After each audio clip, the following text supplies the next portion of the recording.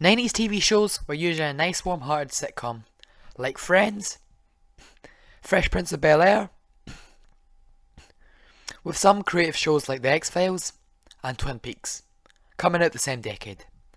But that all changed on January 10th, 1999, when the first episode of Sopranos aired, and changed TV forever.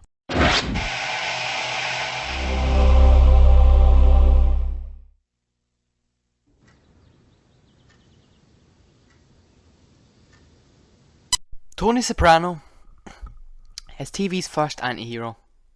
Straight from the get-go, we see he's a murderer, a mob boss, a racist, and an unfaithful husband.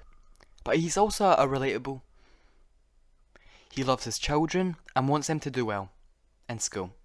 He's also in therapy and depressed. Now, nowadays in TV shows, that's a very normal thing.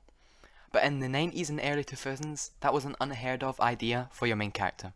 Did you worry ever, up until that, while you were shooting the pilot, while you were getting it together, that audiences just would not be able to embrace a guy like Tony Soprano? I personally did not worry about it. I thought they would, and I thought that they would get it. I thought they would understand. You know, look, we all know that a squealer is the worst thing, right? In any place in life.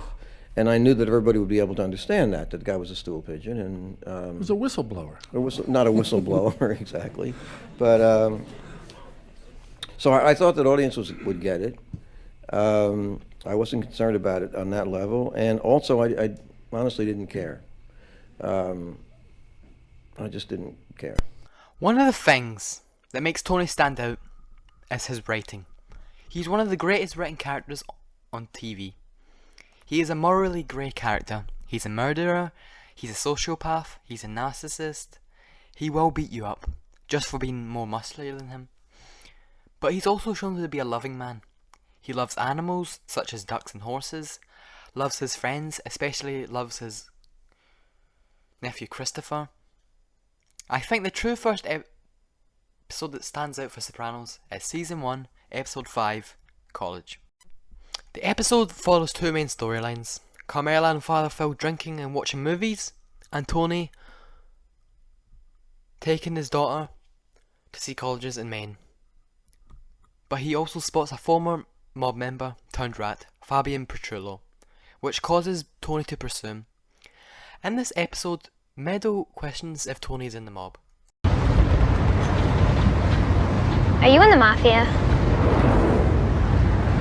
Am I in the what? Whatever you want to call it. Organized crime. That's total crap. Who told you that? The episode continues with Tony dropping Meadow off at several colleges, before eventually hunting down Fabian and doing this. Good morning, Rat. Who are you? What is this?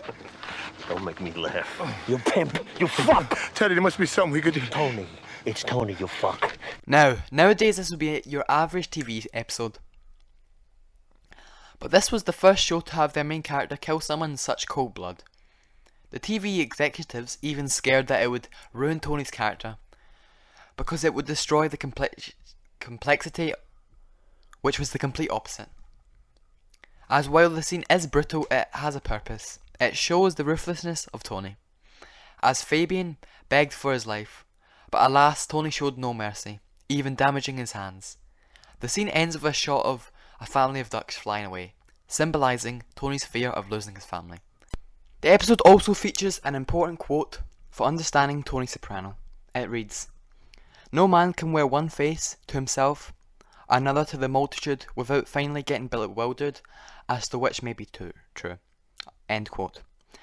This quote perfectly summarises Tony Soprano as a character. He no longer knows who he is, if he's the cold-hearted mob boss or the loving father for his children and his wife. He's essentially a lost, depressed soul. Now, one of the main things that Tony hopes to achieve is that his son AJ doesn't turn out to be the same as him. Now, despite being a confident person, there are a few moments where we see Tony's real, more humane feelings come out. The cause of it. It's in his blood, this miserable fucking existence. My rotten fucking putrid genes have infected my kid's soul. That's my gift to my son. Tony is one of TV's most complex characters, and one thing that I think shows that is the Vito Spartfore situation. Vito was one of Tony's best earners. Being a capo, Vito commanded respect from his peers, even being trusted to kill Jackie Aprile Jr. But that all changed when it's found out that after going to get money from a gay bar, 2 members of the Lupertazzi family find Vito there, prompting Vito to go on the run. Now, Tony, being a man of traditional values, finds homosexuality a sin and disgusting, with his peers encouraging him to find and kill Vito. But Tony is split, as Vito was one of Tony's best earners. This all leads to one of the show's greatest therapy scenes, where Tony talks about homosexuality, where we initially see Tony be against it, but eventually says that he doesn't really care that Vito's gay. Fag! And? Now what am I supposed to do? About what? I know it. They're born that way, right? It's not their fault.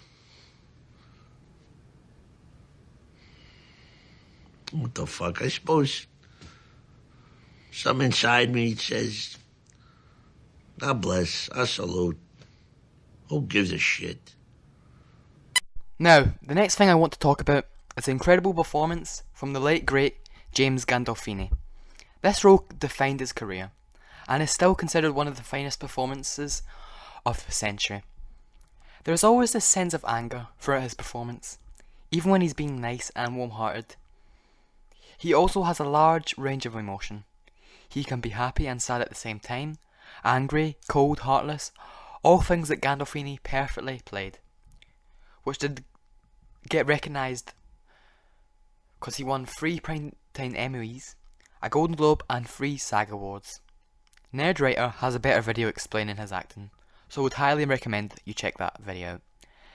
Gandolfini's performance was incredibly, especially considering in real life he didn't even really sound like Tony at all. I'm not Tony Soprano by any means. You know, it's an exaggeration of everything. But there are seeds there, which David saw. Yeah, I think so. After 4 or 5 years, there are seeds. One reason people, you know, are good at certain characters after a long time is because the writers see stuff and they put it in, and it makes life easier for you.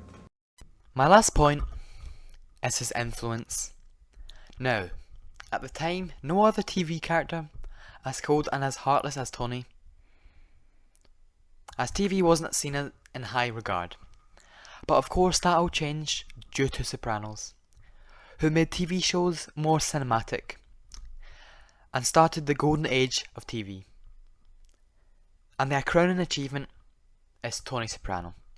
He paved the way for much more darker and more flawed characters in TV, such as Don Draper, Walter White, McNulty, and Dexter, just to name a few.